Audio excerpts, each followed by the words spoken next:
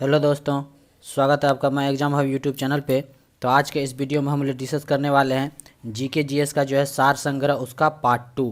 इससे पहले जो पार्ट 1 अपलोड हो चुका है, अगर आप नहीं देखें हैं तो उसको भी देख सकते हैं। बहुत सारे इंपॉर्टेंट जीके जीएस के क्वेश्चन हैं जो कि अपकमिंग जितने भी एग्जाम है उसके लिए जो है हेल्पफुल होगा, आपके एग्जाम के लिए यूजफुल होगा।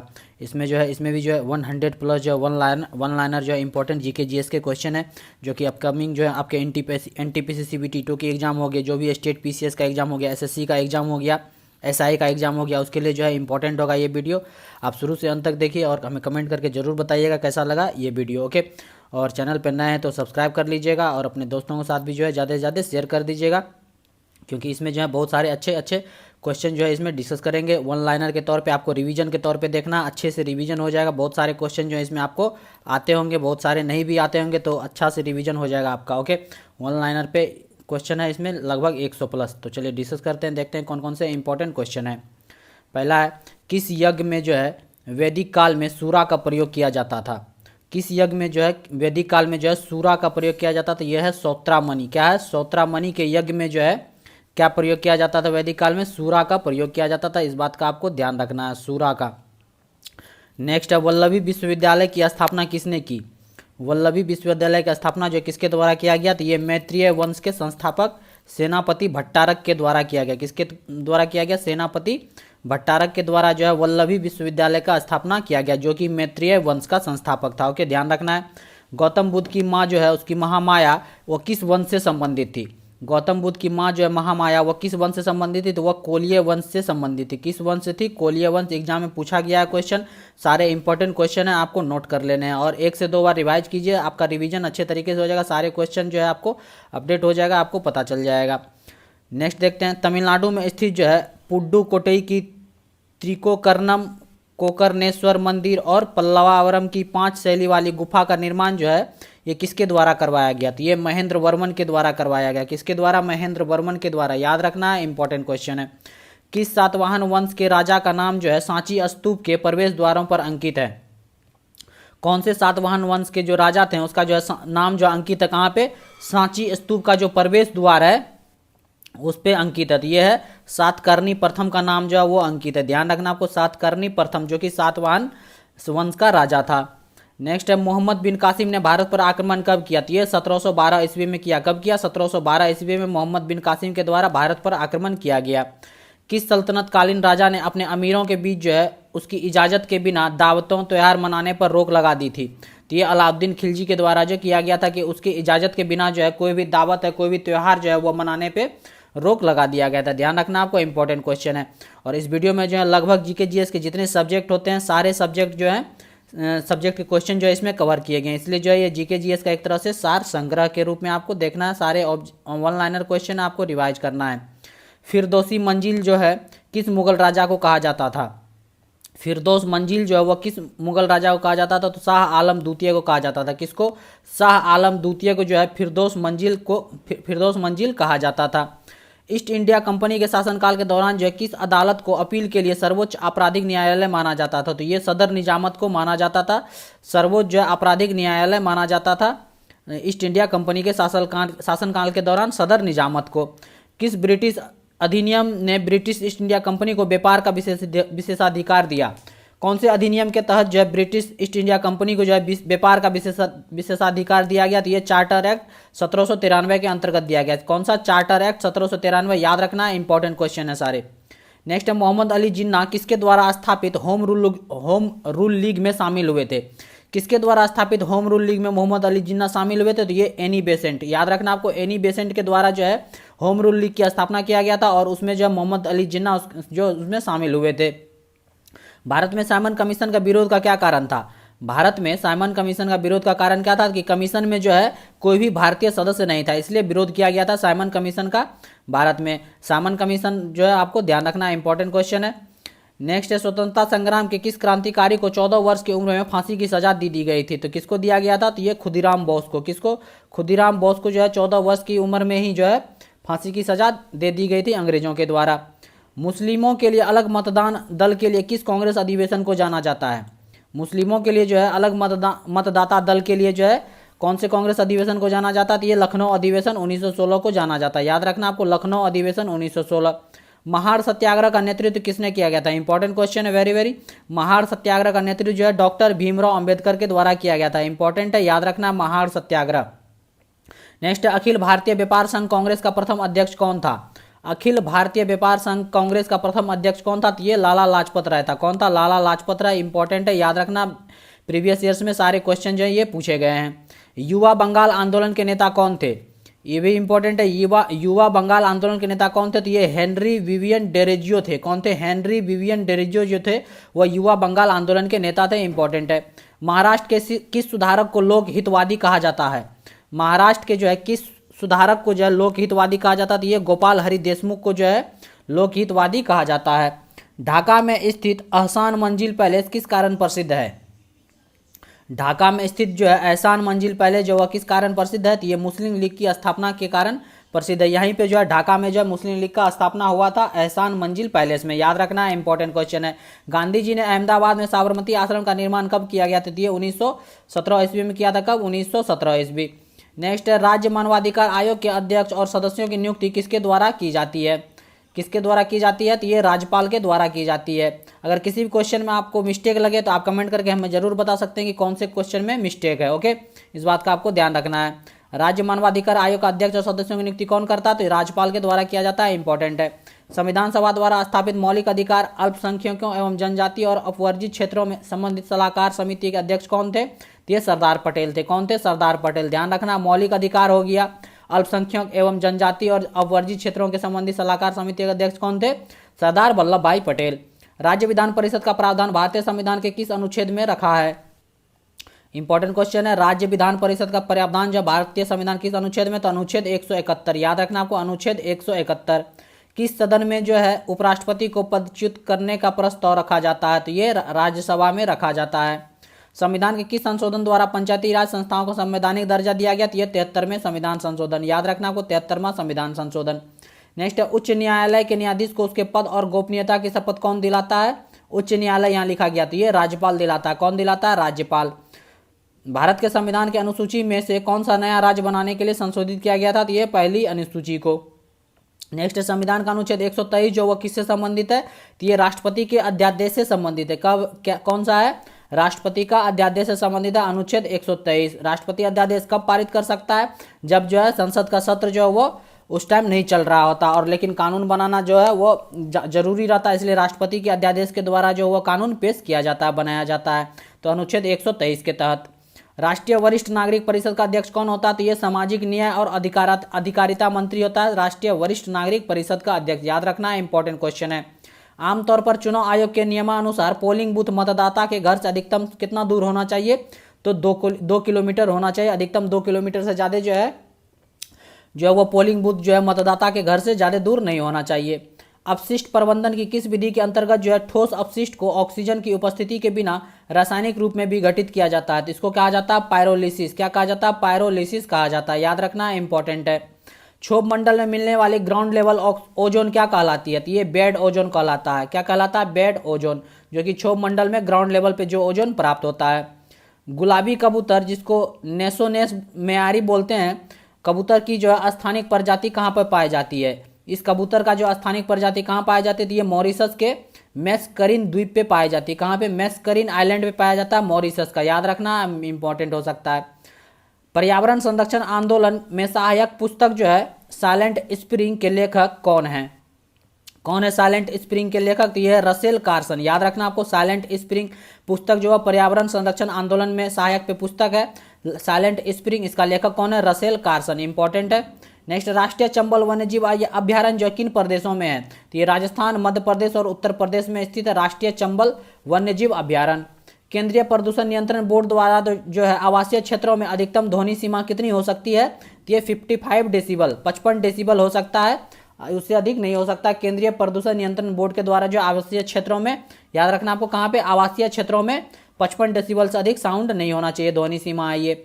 ओजोन परत संरक्षण के लिए पहला सम्मेलन 1985 में ऑस्ट्रिया की राजधानी वियना में हुआ, जो लागू हुआ। लेकिन वो कब से लागू हुआ? ये सम्मेलन कब हुआ? 1985 में ओजोन परत संरक्षण के लिए ऑस्ट्रिया की राजधानी वियना में। लेकिन ये लागू कब से हुआ? तो ये 1988 में 1988 में लागू हुआ। परम्बिकुलम वन्य जीव अभ्यारण्य कहाँ है? तो ये केरल में है। कहाँ पे है? परम्बिकुलम वन्य जीव अभ्यारण्य, ये केरल में है। अन्य प्रदूषकों के कारण कौन सी नदी जैविक मरुस्थल कहलाती है? बहुत सारे प्रदूषक के कारण जो है कौन सी नदी जो है वो जैविक मरुस्थल के रूप में कहलाई जाती है। इंपॉर्टेंट क्वेश्चन है, पूछा गया है। तो ये दामोदर नदी को कहा जाता है। किसको? दामोदर नदी को। नेक्स्ट है, विश्व का पहला ओजोन परत संरक्षण के लिए सम्मेलन कहाँ हुआ था? ये हुआ था 1985 में ऑस्ट्रिया की राजधानी वियना में। जलवायु परिवर्तन एक्शन प्लान पर कार्य करने वाला भारत का पहला प्रदेश कौन सा है? तो ये है दिल्ली। कौन है? दिल्ली, याद रखना आपको। क्रस्ट और ऊपरी मेंटल को लिथोस्फीयर कहते हैं, जो 50 किलोमीटर की मोटी परत वर्गों में बटी होती है, जिन्हें कहा जाता है, क्या कहा जाता है? टेक्टोनिक प्लेट्स कहा जाता है। क्या कहा जाता है? Tectonic plates. भूकंप की तीव्रता को रिक्टर स्केल पर मापा जाता है, जिसका आविष्कार किया था, किसके द्वारा किया गया था रिक्टर स्केल का आविष्कार? तो CS रिक्टर ने किया था। कौन किया था? CS रिक्टर के द्वारा। नेक्स्ट है, सिविल रणनीति जो मैड्रिड एक्शन प्लान में अपनाई गई थी, किससे संबंधित है? तो ये वन्य जीव रिजर्व से संबंधित है। याद रखना आपको, मैड्रिड एक्शन प्लान, सिविल रणनीति जो अपनाया गया था वो किससे संबंधित है? वन्य जीव रिजर्व से। विश्व का सर्वप्रथम ग्रीन हाउस गैस निरीक्षण उपग्रह कौन सा है? तो ये है इबुकी। कौन है? इबुकी, याद रखना, इंपॉर्टेंट क्वेश्चन है। सर्वप्रथम हरित गृह प्रवाह, जिसको ग्रीन हाउस इफेक्ट कहते हैं, को बताने वाला वैज्ञानिक कौन था? तो ये आर्थिनियस था। कौन था? आर्थिनियस था। इंपॉर्टेंट है, सर्वप्रथम बताया था ग्रीन हाउस इफेक्ट के बारे में। ग्लोबल वार्मिंग के लिए उत्तरदायी गैस कौन है? तो ये कार्बन डाइऑक्साइड है। भारत के कितने भूभाग में विभिन्न प्रबलताओं के भूकंपों का खतरा बना रहता है? तो ये लगभग 60% भूभाग में जो है भूकंप का खतरा बना रहता है। अम्लीय वर्षा ऐतिहासिक इमारतों का नुकसान करती है, इनमें से कौन सी ऐसी प्रतिक्रिया का अंतिम उत्पाद है? तो ये है जिप्सम। इस प्रतिक्रिया का अंतिम उत्पाद क्या है? तो ये है जिप्सम।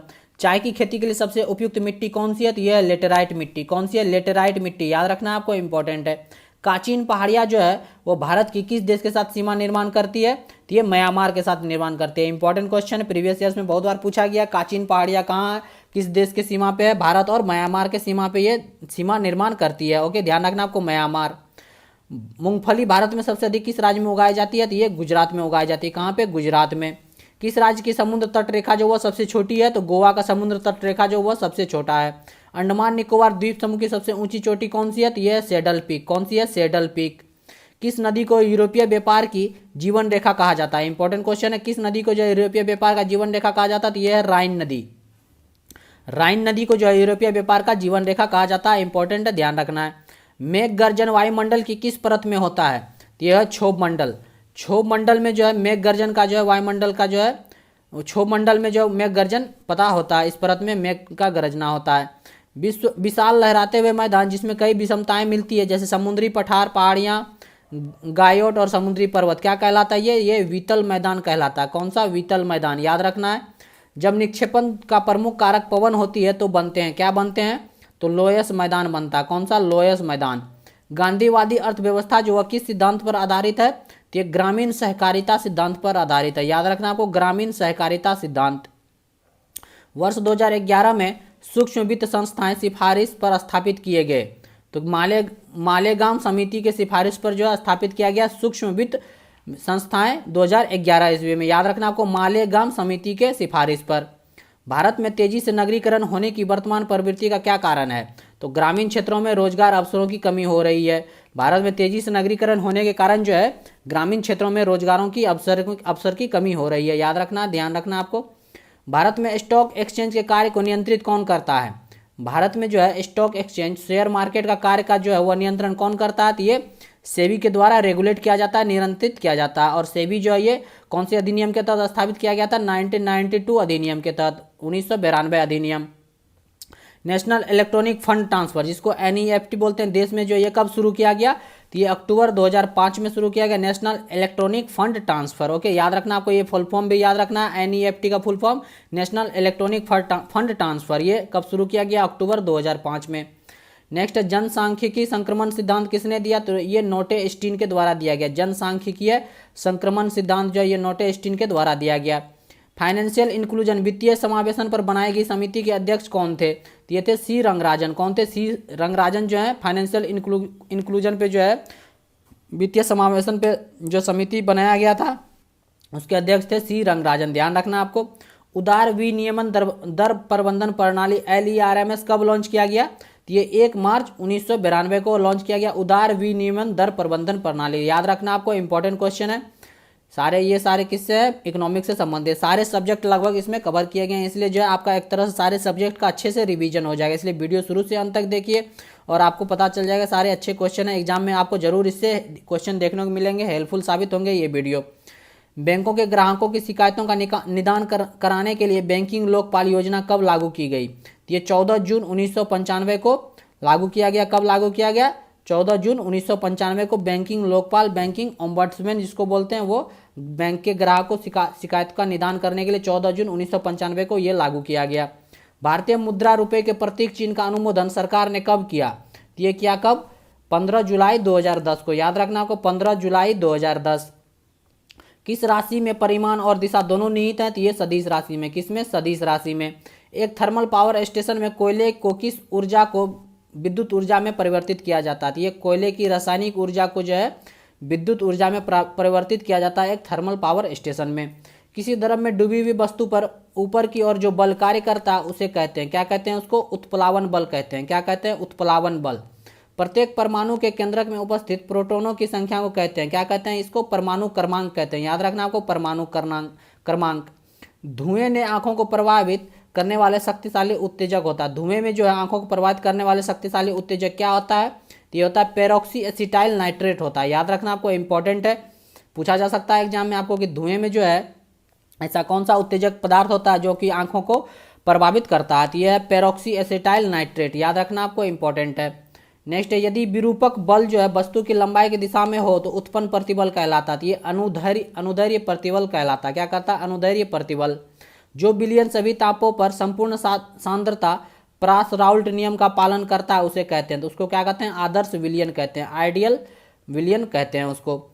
हल्दी प्याज में क्रमशः किस प्रकार का स्तंभ रूपांतरण पाया जाता है? तो हल्दी में जो है उसको क्या बोलते हैं? रूपांतरण को प्रकंद बोलते हैं, और प्याज में जो है सल्क कंद बोलते हैं। याद रखना आपको, इंपॉर्टेंट है।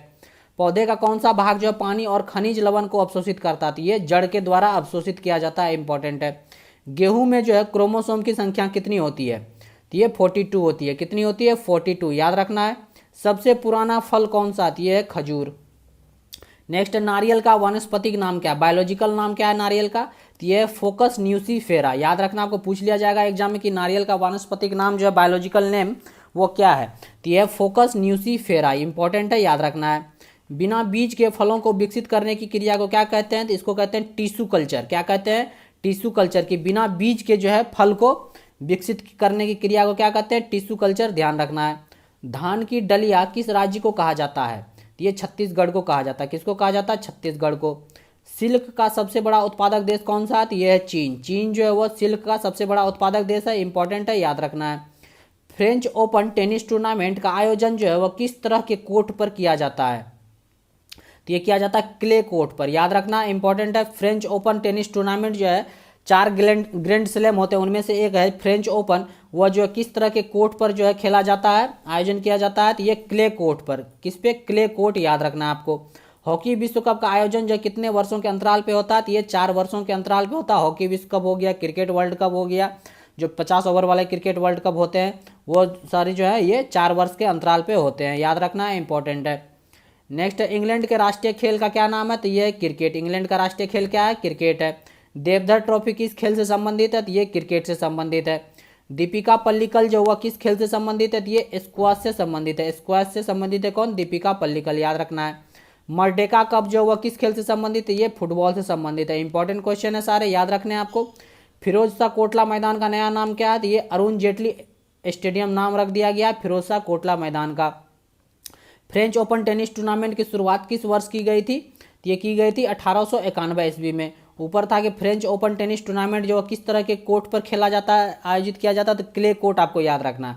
और फ्रेंच ओपन टेनिस टूर्नामेंट का शुरुआत कब हुआ था? तो ये 1891 ईस्वी में हुआ था।